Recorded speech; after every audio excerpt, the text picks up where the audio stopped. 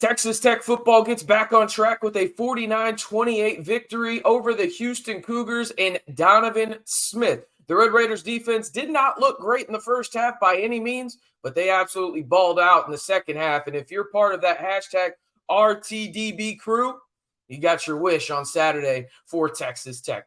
Hey, how's it going, everybody? It's RC Maxfield here for the Back to 12 podcast. If you haven't already, be sure to like the video if you're excited about Texas Tech football getting back into the win column. It felt like they found some things out against Houston, albeit against a team that is well into the bottom half of the Big 12. But, hey, you got to get a win somehow, and you got to handle business, and Texas Tech did just that on Saturday. We'll discuss the standouts, how the defense looked in the second half, and an interesting stat pertaining to the Texas Tech schedule that they've already played this year, and one that may make you feel a little bit better, or one that may make you feel like you just want to yell at me through your computer screen or your phone. I don't know. I'll let you decide on that front. But let's get into the standouts for this victory for the Red Raiders. It's got to start in the backfield with Tahj Brooks and Cam'Ron Valdez, the Thunder and Lightning duo for the Red Raiders. They combined for 212 rushing yards, and this is the first time Texas Tech has had a pair of 100-yard rushers in a Big 12 game since 1998. How many of y'all were alive that watched this, like legitimately 25 years ago? How many of y'all were alive since this happened, right? And then Myles Price stood out also on the offensive side. Listen, 5 catches, 63 yards. He was the security blanket for Behren Morton in this one, in a game where Behren Morton only completed 14 of 22 passes because, well, y'all heard what the run game did. 212 yards from just Tahj Brooks and Cam'Ron Valdez. Behren Morton really didn't have to do too much in this one, but Myles Price had a 50-50 TD catch for all the short kings out there, and he looked really good. 5 catches on 5 targets. That's pretty damn good considering he's had a little bit of a drop issue so far this season. It was good to see Myles Price get back into the swing of things. Now, on the defensive side for the Red Raiders, 2 standouts for me because, again, the pass rush was non-existent in this one, is a unit that I think with injuries, people were starting to question, okay, who's going to step up? And 2 guys that really stood out to me in this one were the linebackers for the Red Raiders, and Ben Roberts, who I think is a bona fide starter for the Red Raiders moving forward. He's a stud. He led the team in tackles in this one with 10. And then a guy that really came in the second half and made big-time adjustments for that defense and really complimented Ben Roberts at that opposite linebacker spot, and it's Bryce Ramirez. Bryce Ramirez was the spy on Donovan Smith for a majority of the second half and really made Donovan Smith uncomfortable. I thought that was a phenomenal adjustment from Tim DeRuyter at halftime, getting Bryce Ramirez out there, his experience at that position, knowing his former teammate and Donovan Smith, right, and setting the edge and forcing Donovan Smith to become a passer on the run and making him uncomfortable, right? That's something that really stood out to me in this one. So got to give credit to those guys. The defense absolutely balled out in the second half. And in fact, let's talk more about that defense balling out in the second half right now. All right. Listen, 104 total yards of offense in the second half, 32 of which came on the final drive for Houston. That really didn't matter at all, right? It just simply didn't matter. Tim DeRuyter made sizable adjustments from the first to second half, and it was needed, right? Donovan Smith at least tied his career high in touchdown passes in the first half. He had 4. They did absolutely nothing in the second half. Texas Tech, clean slate in the second half, right? Houston scored nada, 0, zilch. However you say 0, that's how many points the Houston Cougars scored. And now listen, do I think this is going to stand for the rest of the season? No, but I do think this is a confidence builder for that Texas Tech defense. And not to mention, again, no pass rush really in this one. 1 sack for the Red Raiders and not a lot of QB hurries or anything either. But a big thing in this one is this, and we'll have to follow this injury on the injury front.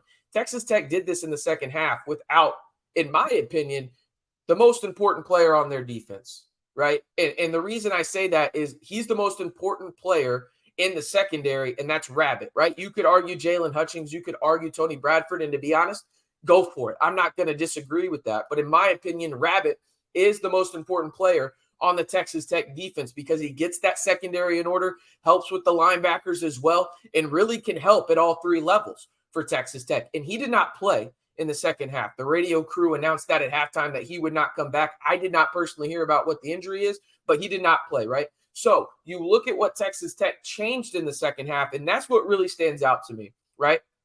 Imagine this. In the first half, Donovan Smith was doing whatever he wanted. There was no pressure at all. And really in the second half, there wasn't much pressure either. But what Texas Tech did in the second half, instead of rushing 5 or 6, at times they did. I believe a handful of times. I can count at least 4 that they rushed the passer in terms of a blitz, right? And made Donovan Smith uncomfortable, got him outside. But really what they did was drop 7 or 8, rush 3, and always have a spy on Donovan Smith, right? Just follow his eyes wherever he's going. If he's rolling right, you're following him, so on and so forth, right?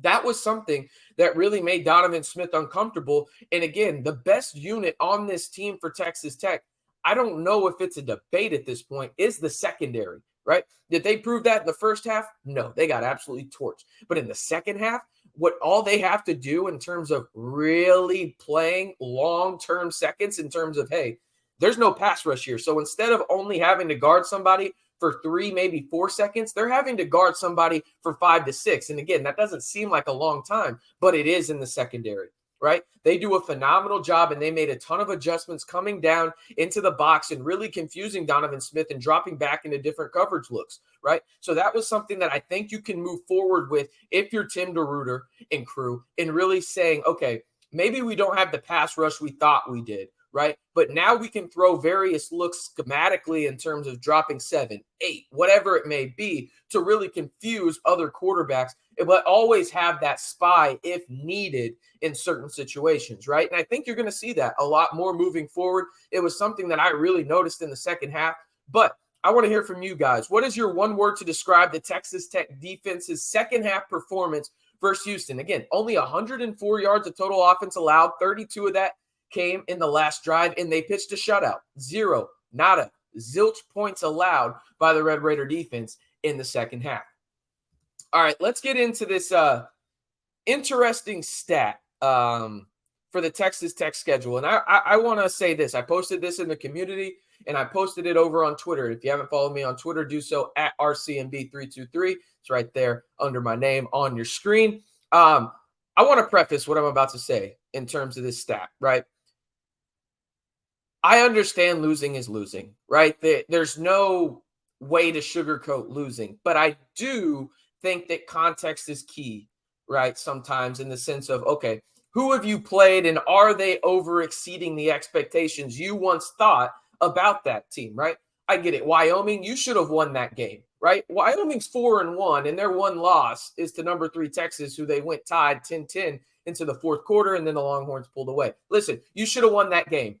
I get it. 100%. I understand it, right? The Oregon game, you played a top 10 bona fide college football playoff caliber team till the final seconds, right? It probably should have been 31-31 going into that final drive, and then Tyler Shuck, we know what happened there, right?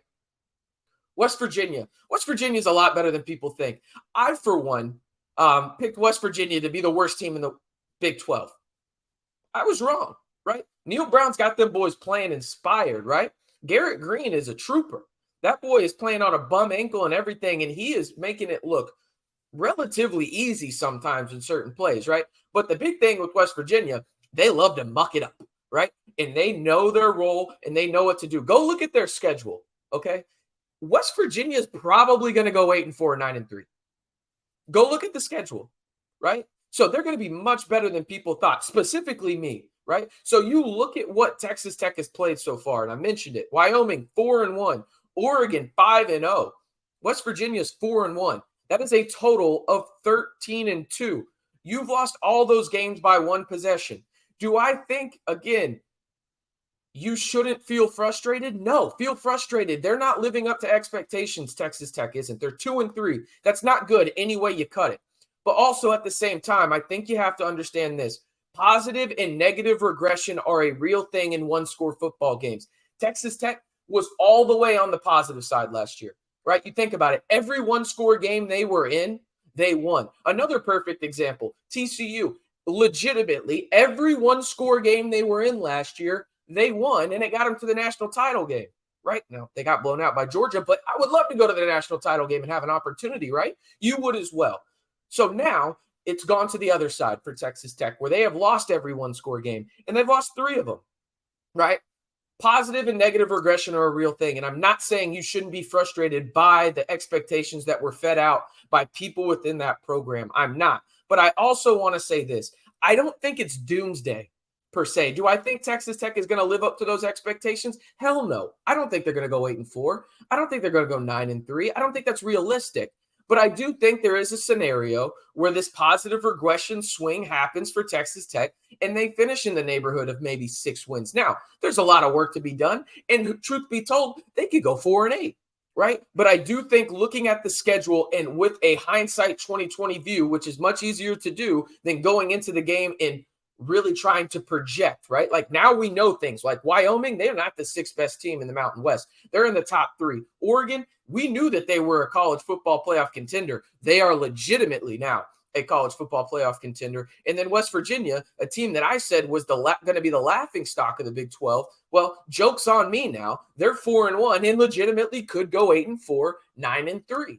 In the Big 12. So you have to look at this with a clear point of view in the sense of, yes, you have every right to be frustrated by Texas Tech. Absolutely every right. But at the same time, context is key sometimes when you look at this and losing 1-score games. You've lost those 3 games by a total of 17 points, right? We're talking about 5.66 points per game.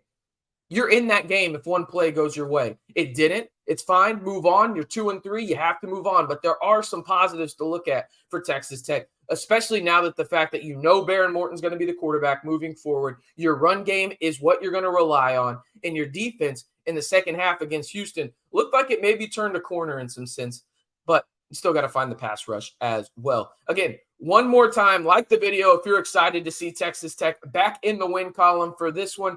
I'm RC Maxfield reminding you one more time, if you want to join the most engaging group of Texas Tech fans on YouTube, you know what to do. Hit that subscribe button to stay in the know on everything Texas Tech football all year long right here on the Back to 12 podcast channel.